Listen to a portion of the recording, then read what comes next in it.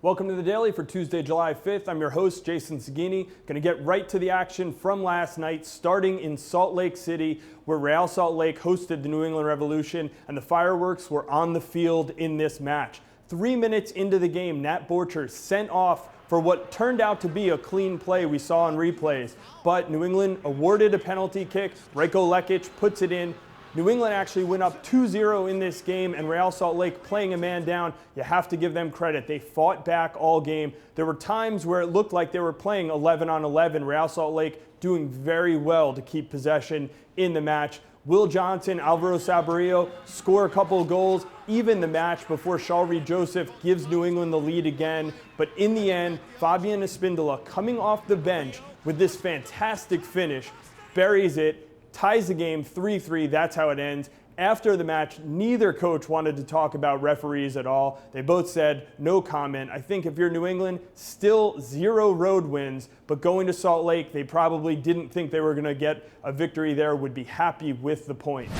The second matchup of the night featured some Western Conference heavyweights, the LA Galaxy hosting the Seattle Sounders. The story in this game, second-year goalkeeper out of UCLA, Brian Perk, starting his first career match for the LA Galaxy. He came up huge in this game against Freddie Montero on the PK. He makes a stunning save. This is a great way to start your career if you're going to get some playing time for a big team like the LA Galaxy. Unfortunately for Perk and the Galaxy, Casey Keller was in net on the other end. He makes a huge save on Juan Pablo Angel, keeping LA off the board. The game ends 0-0. Each team gets a point. Both teams keeping their undefeated streak alive, but Seattle not able to close the gap on LA in the Western Conference. We're going to get to some of the action from the weekend now, starting in Toronto, where Toronto FC defeated the Vancouver Whitecaps in the Nutrilite Canadian Championship. They will now represent Canada in the CONCACAF Champions League this coming fall.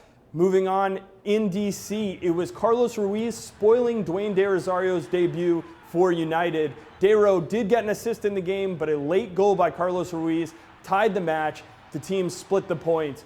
This gave New York an opportunity to pass Philadelphia in the Eastern Conference, but they were not able to do it. After going up 1-0 on a Joel Lemper goal, they fell behind 2-1. Steven Lenhart with a phenomenal diving header in that game, but it was Joel Lemper late in the match tying it up for New York, so they keep pace with Philadelphia in the Eastern Conference.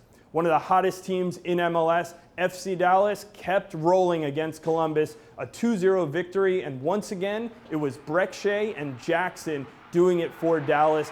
They have been one of the hottest teams, and those have been two of the hottest players in MLS over the last month. Last game we're going to mention, another one of the hottest teams in MLS. This is Kansas City. Sporting Kansas City with a 2-1 victory at Geldwen Field against Portland. But the story of this game, or maybe the highlight of this game, was Darlington Nagbe, the second overall draft pick from this year, with a phenomenal goal, making #1 play on SportsCenter, and this will definitely be up for Goal of the Year this year. That's all we have for the Daily today. I want to remind everyone that Extra Time Radio will be out later this afternoon. You can get it on iTunes or Buzzsprout, and we'll be back on the Daily tomorrow.